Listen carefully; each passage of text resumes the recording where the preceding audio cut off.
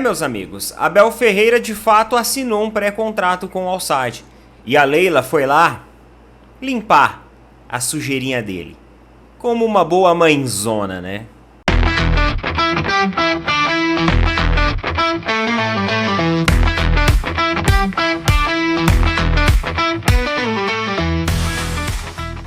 Sejam muito bem-vindos, pessoal, a mais um vídeo. Estou gravando esse vídeo, na noite anterior, novamente por causa de compromissos ali, mas a gente vai falar sobre bastante assunto legal aqui, então fica aí com a gente. E também, olha, deixa eu te falar uma coisa. Vocês sabiam que o ganhador da Mega Sena da virada, um dos ganhadores, ele não foi buscar o prêmio? Mano, o prêmio ficou lá, já passou do prazo, ele não tem mais direito, perdeu o prêmio. O que será que aconteceu com o maluco? Mano, não é possível que esse cara morreu, sei lá, foi buscar um prêmio desse. O cara não foi buscar um prêmio, mano. O prazo acabou, o cara não foi buscar o prêmio. Às vezes nem conferiu a numeração. Joguinho ali de troco e nem conferiu. O cara ficou milionário e nem sabe.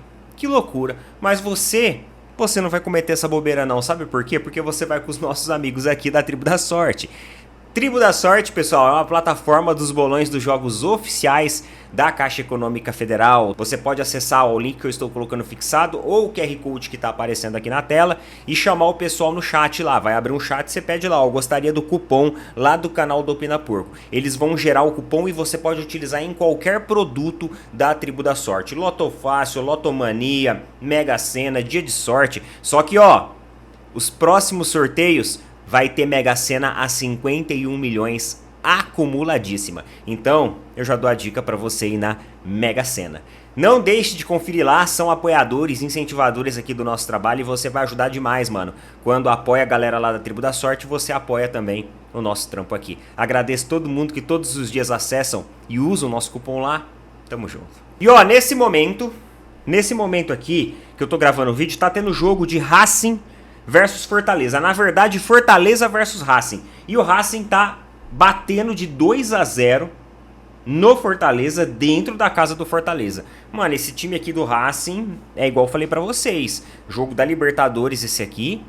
Esse time do Racing tá encardido. Pelo que eu entendi ali, o técnico do Racing, além dele ter uma história muito rica dentro do futebol, ele é um cara também que enxerga o futebol dinamicamente muito ofensivo, é um cara que sobe linha, é um cara que faz pressão na saída de bola do adversário. Eu não estou assistindo o jogo, mas esse time do Racing, a gente tem que ficar muito esperto com ele, que me parece que vem com uma construção e uma progressão gradual. Já não é de agora já, vocês viram quando o Racing também fez jogo ali na Recopa.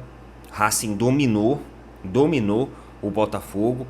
Então é um time para ficar esperto, ganhando de 2-0 por enquanto do Fortaleza. Mas vamos lá, meus queridos, vamos conversar, vamos bater um papo sobre outros assuntos. Vocês viram aí o assunto que eu iniciei o vídeo, que eu fiz ali o início, a chamadinha, que é o seguinte: o Abel de fato assinou o pré-contrato com o Al-Sadd. E o Al-Sadd chegou a acionar a FIFA contra o Palmeiras por quebra de pré-contrato. Porém, a Leila entrou na jogada. E ela utilizou um artifício muito fácil, muito cômodo de ter sido utilizado. Porque lá na FIFA, o Al-Sadd pedia 5 milhões de euros pela quebra de contrato do treinador. Notícia lá do R7 Sports. Leila Pereira resolveu usar bônus que o Verdão teria em negócio com o ex-atacante para zerar pendência milionária do técnico. O Palmeiras vendeu o atacante Giovani para o Al-Sadd. E aí o Palmeiras tinha pendências financeiras a receber pela venda do atleta e até bônus. Então o que o Palmeiras fez? O que a Leila fez? A Leila ela foi lá e organizou a casa. A gente não cobra nada de vocês, tá tudo certo. E vocês também não cobram mais essa dívida na FIFA por quebra de contrato do técnico. Só que tem um detalhe muito importante dentro dessa matéria aqui, que eu quero chamar a atenção de vocês agora. Olha aqui. Leila reuniu seus diretores mais próximos e se mostrou disposta a assumir o pagamento da multa. Na oportunidade, todos os seus pares a aconselharam deixar Abel resolver a pendência milionária sozinho. Afinal, foi ele que assinou, não foi? Ele visitou as instalações do Al-Sadd e ele assinou o pré-contrato após a visita. Não é o Opina Porco que está falando, tá aqui no R7 Sports. Os pares aconselharam Abel a resolver a pendência sozinha. A dívida equivale a quase um ano de vencimentos do técnico português. Leila contrariou a orientação interna e teve papel decisivo no acordo com o Al-Sadd. Parte da grana para zerar a pendência veio de um bônus que o Palmeiras teria direito graças à performance de Giovani, atacante vendido para o próprio Al-Sadd em 2023 por 9 milhões de euros. Importante ressaltar também, tá aqui na matéria, né? No Palmeiras a informação que corre é que, além dos bônus do Giovani, Leila destinou uma parte dos bônus a que Abel teria direito para alcançar os 5 milhões de euros para o Al-Sadd. Então, querendo ou não, o técnico Abel Ferreira também perdeu uma parte dos seus bônus que ele teria direito. Aí eu vou perguntar uma coisa aqui pra vocês. Que bônus que o Abel tem direito agora pra esse ano? Ah, Neto, mas se ele ganhar título, ele tem direito. Tá, e se ele não ganhar? Como que vai ficar essa grana que foi utilizada para cobrir uma pendência financeira que ele mesmo procurou?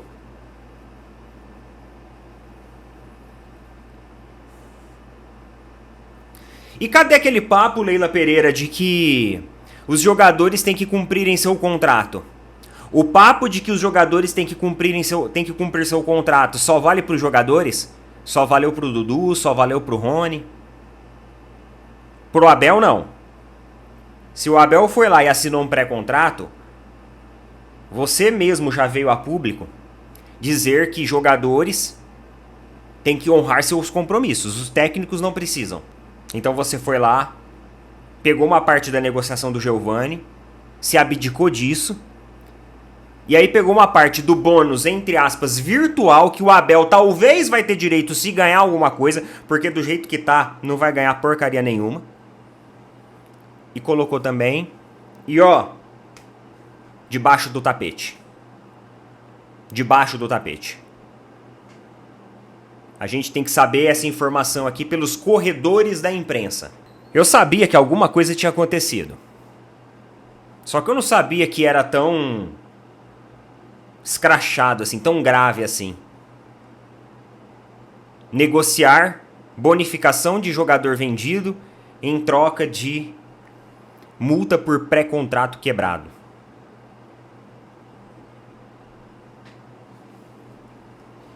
Tá valendo a pena isso? Tá valendo a pena? Até agora não tá valendo a pena. A gente espera que no final do ano vale a pena.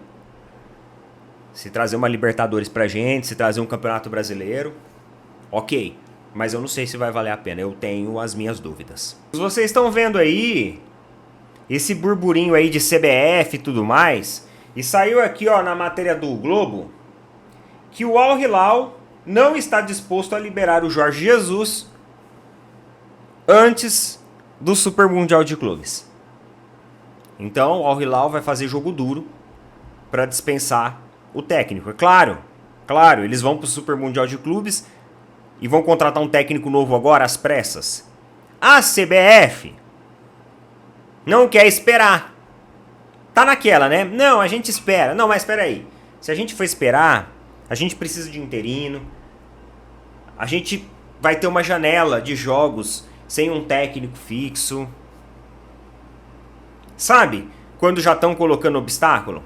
Pô, vocês querem trazer um bom técnico? Vocês não vão conseguirem trazer um técnico decente antes do Super Mundial. Dificilmente. O Jorge Jesus até abriria a mão do Super Mundial, só que os caras não querem abrir mão dele. E ele tem contrato. Então, CBF, o que eu recomendo pra vocês? Que vocês aguardem. Esperem. E aí, quando terminar o Super Mundial, não vai fazer diferença vocês serem treinados interinamente agora para alguns amistosos. Não existe um calendário tão importante assim até lá por parte da seleção que vai comprometer alguma coisa. Estamos indo para abril. Daqui 2 meses aí começa o Super Mundial. E aí pronto. O Hilal não vai durar muito tempo no Super Mundial. Então logo o técnico estará disponível. Agora, se vocês quiserem uma muleta para apoiar as desculpas de vocês, então vocês já estão encontrando essa muleta. Vocês já estão encontrando essa muleta.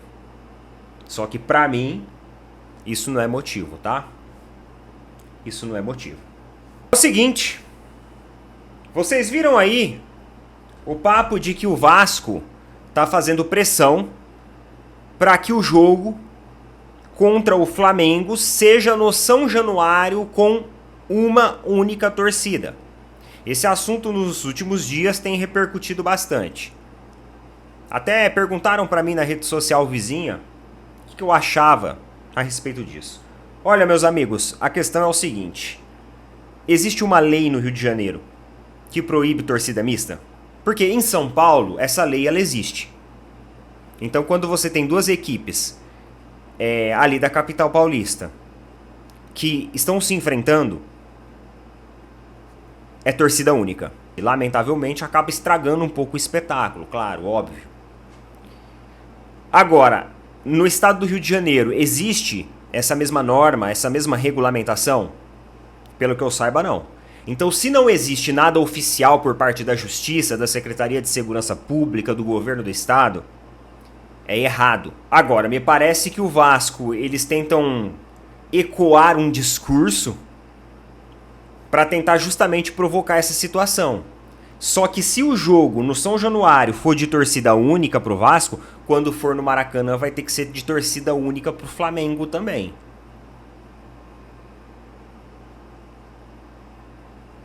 É dessa forma que eu enxergo. Não faz o menor sentido você ter uma torcida única em um estado. Veja bem, tá? Veja bem. Se tem algum vascaíno assistindo aí, pra você não falar que você tá puxando pro lado do Flamengo. Não, calma. Em um estado que não existe uma norma, nenhuma regulamentação, nada sobre isso. Não existe. Eles estão querendo forçar uma situação. Então, eu acho errado. Vamos lá. Outra notícia aqui. Bastante coisa, hein? Bastante coisa acontecendo aí pra gente repercutir. Eu tava vendo ali lá no Paparazzo Rubro Negro que surgiu também o Richarlison, lá do Tottenham. Que o Richarlison seria um jogador de interesse ao Flamengo, Fluminense e Palmeiras. E sinceramente, tá? É um jogador que eu acho até interessante. Aqui no futebol brasileiro eu acho interessante, embora ele vive um momento muito ruim no futebol internacional, né, na Europa, e também não foi aquelas coisas na seleção brasileira, deixou muito a desejar em vários e vários momentos, mas eu acho que no futebol brasileiro é um cara que vai sobrar. É um cara que tem uma boa perspectiva. Porém, eu não acredito, sinceramente, eu não acredito que o Flamengo, que o Palmeiras e que o Fluminense estejam interessados no atleta.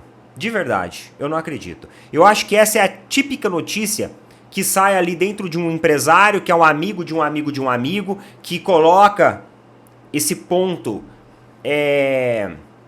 de observação na imprensa, e aí a imprensa vai lá e começa a repercutir isso. Não tô falando que a galera da imprensa tá mentindo, não é isso, pelo amor de Deus, gente. Eu só estou falando que eu acho que isso daí é a velha jogada de empresário para tentar fazer um leilãozinho, para tentar elevar o nome do cara, e aí dali a pouco aparecer um árabe ali, ou um time da MLS com um bom contrato, um bom salário, num bom local, e o cara ir pra lá. Acho que é basicamente isso. Né, o Palmeiras acabou de gastar com o Vitor Roque, que o pessoal aí tá chamando de Vitor Nhoque. Os caras é foda, mano. Os caras estão chamando o Vitor Roque de Vitor Nhoque. Então tá, o Palmeiras acabou de gastar com o Vitor Nhoque. O Flamengo tá numa contratação que vai exigir uma engenharia financeira dele E o BAP, ele tá fazendo uma redução de custos. O Fluminense tá passando ali por algumas modificações internas. Não vejo que é um clube agora que vai ficar apostando fichas em jogador. Então, o atual momento dessas três equipes não me permite afirmar que eles estão interessados nesse jogador.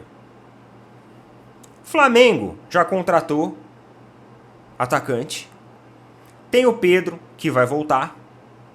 E tem um elenco repleto de atletas. Palmeiras gastou quase R$500 milhão e até agora a equipe nem consegue se organizar o mínimo possível. Pra mim não faz sentido. Essa é a minha opinião. Não que seja um atleta ruim, mas eu acho que isso daí é coisa de empresário que tá tentando plantar alguma coisa para elevar um pouco ali os valores ali do atleta, tá bom? Um assunto aqui que ele acaba sendo um pouco comum a todo mundo aí é sobre essa unificação da Libra com a Liga Forte. Com a Liga Forte União. Então vocês sabem que estão cogitando aí uma unificação das duas ligas. Na verdade, isso daí já virou uma grande palhaçada, porque lá atrás falou em unificação, daí a pouco separaram, depois falou em unificação de novo, depois separaram de novo, e aí cada um celebrou seu contrato sozinho.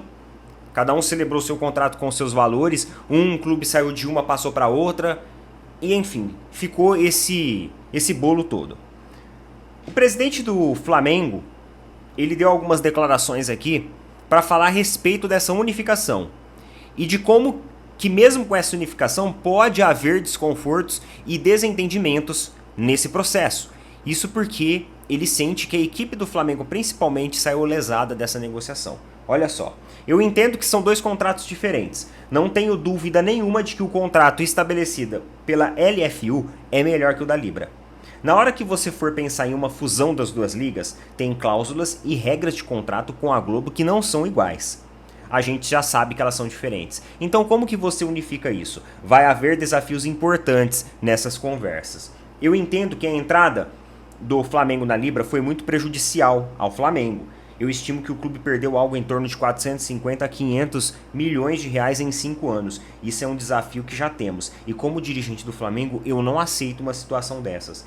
Eu não acredito que a gente deve conviver com isso de maneira pacífica. E por isso vamos buscar ressarcimento desse dinheiro. O que deve gerar desentendimentos e desconfortos. Então assim, o BAP aqui, né, colocou na mesa e falou que vai gerar desentendimento e desconforto, provavelmente em relação às outras equipes e essa questão da unificação das duas ligas. Neto, você é a favor dessa unificação? Cara, eu sempre fui a favor da unificação das duas ligas. Embora eu acho que a Libra ela é mais interessante do que a Liga Forte, pelos clubes que ela compõe. Eu acho que a Libra é mais interessante. Até por isso que eu concordo com o Palmeiras estar dentro da Libra hoje. Mas a unificação ela é benéfica, principalmente se isso for melhorar o produto futebol, em questão estrutural, em questão de arrecadação de dinheiro, em questão de negociações de transmissão, internacionalização das marcas, etc e etc. Agora, a gente precisa ver, vai unificar mesmo? Vai todo mundo chegar num consenso ou não? Vai continuar perdurando essa discussão? Porque assim, essa discussão não vai ser benéfica para ninguém. Para ninguém. Eu acho que passou da hora de haver uma unificação. E não só uma unificação para vender, não só um bloco comercial, mas uma unificação para você pressionar a Confederação Brasileira de Futebol e você tentar organizar um pouco mais a casa em relação a tudo isso. Coloca nas opiniões aí o que vocês acham a respeito disso. Tamo junto. Valeu, falou. Até mais.